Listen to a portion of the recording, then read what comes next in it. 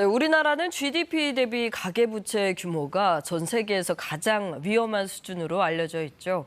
그런데 또 다른 형태의 가계부채 위기도 다가오고 있다고 합니다. 박찬영 해설위원과 함께 자세히 알아보겠습니다. 안녕하세요. 네, 안녕하세요. 네, 먼저 우리나라가 가계부채가 위험한 것을 전 세계에서 항상 우려를 가지고 바라보고 있다들 얘기하는데 그렇게 심각합니까? 예, 수치로 지금 계속해서 나타나고 있는데 이제 가계부채의 총량은 사실은 나라별로 규모가 다르니까 네. 비교하기 힘들고 그 나라 경제 수준에 어느 정도 가계부채가 되느냐를 비교를 할 수 있거든요. 국제금융협회에서 지난 1분기 기준으로 해서 GDP 대비 가계부채 비율을 조사를 했더니 우리나라가 102.2%, 전 세계 그 대상국 34개 대상국 가운데 1위를 차지했고요. 네. 그래프를 잠깐 보여주시면요.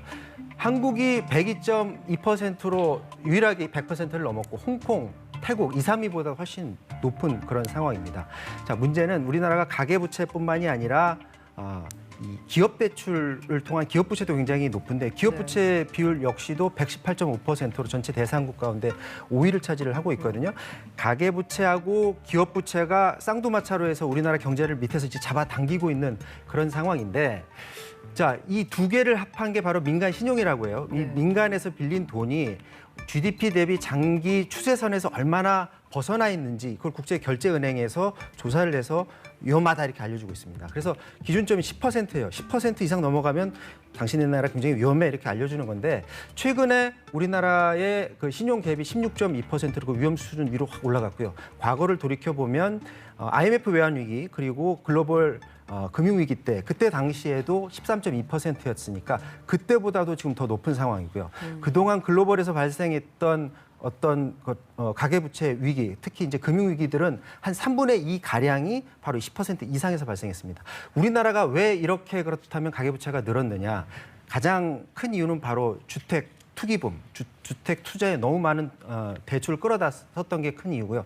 또 다른 거는 바로 코로나 위기 때 많은 선진국에서는 정부가 그 위험을 떠안았습니다. 정부가 대출을 해서 그 돈으로 각각 국민들한테 꽂아줬는데 우리나라 같은 경우는 특히 상반기 때, 전반기 때 그걸 안 하고 가게들한테 다 맡기는 바람에 가계부채 비율이 굉장히 높아졌다 이렇게 볼 수가 있겠죠.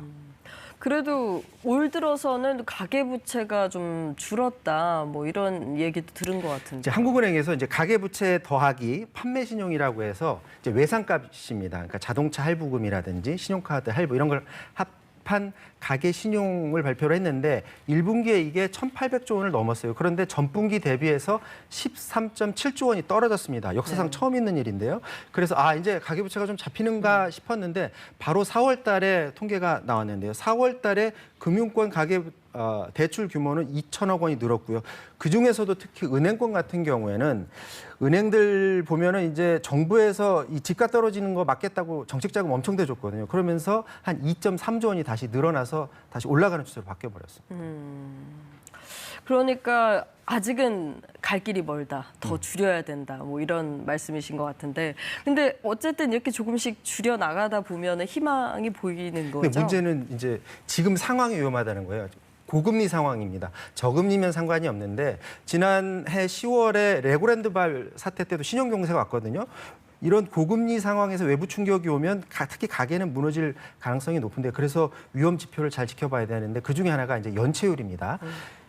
금융권 특히 은행들의 연체율이 최근에 0.33%가 나왔는데 한 3년 전 수준으로 돌아갔습니다. 그런데 장기 추세선을 보면 저 그래프에서 보듯이 장기 추세선에서 보면 하단이에요.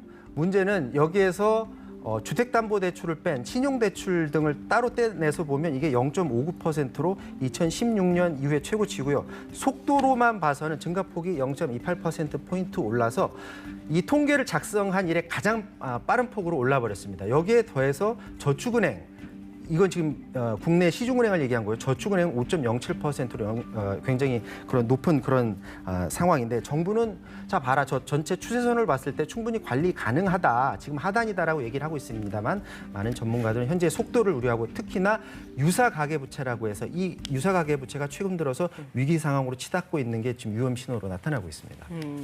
유사 가계부채는 또 뭔가요? 그러니까 뭐냐면 가계부채라고 봐도 무방한 것들이 있어요. 이제 대표적인 게 전세보증금인데 전세보증금은 은행에서 빌리는 게 아니라 집주인이 돈을 입주자들한테 돈을 빌리는 네. 겁니다. 그 2년 후에 갚는 거죠. 그 일종의 이것도 가계부채라고 보여지는데 이걸 합할 경우에 우리나라의 가계부채 비율은 OECD 그 나라국 가운데 150%를 넘어서 1위를 차지하고 있고요.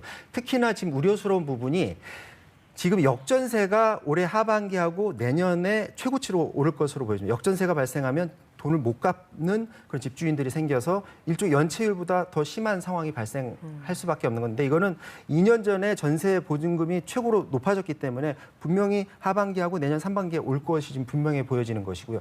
여기에 대해서 또 다른 게 바로 자영업자 대출입니다. 자영업자들은 가계대출도 하지만 혼자서 사업을 조그맣게 하기 때문에 이 자영업자 대출을 끌어 쓰는데 이게 코로나 전하고 비교해 보면 1,019조 원 해서 비율로 봐서는 3년 사이에 한 49% 늘었고요. 이 중에 저소득층이 특히 문제인데 저소득층은 69% 이상 늘었습니다. 특히 저소득층 자영업자들은 연체율도 1.2%로 3년 내 최고로 다시 올라간 특히 전체 계층 가운데 특히나 이제 저소득층이 위험할 수밖에 없죠.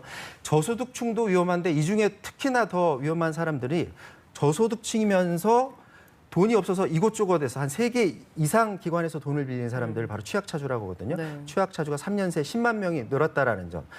이런 점들 때문에 정부가 그동안은 자영업자 대출 계속 만기 연장해주고 5번이나 밀어주다가 이게 이제 9월 달로 이제 다가왔습니다. 9월 달에 정부가 어떤 결정을 하든지 굉장히 어려운 상황인데 이걸 탕감해주자니 도덕적 해이가 논란일 수 있고요. 그대로 놔두면은 또 도미노로 가게가 쓰러질 수가 있기 때문에 굉장히 어려운 결정을 눈앞에 두고 있는 그런 상황입니다. 아, 그렇군요. 네, 오늘 말씀 잘 들었습니다. 또 조만간 또 뵙겠습니다. 고맙습니다.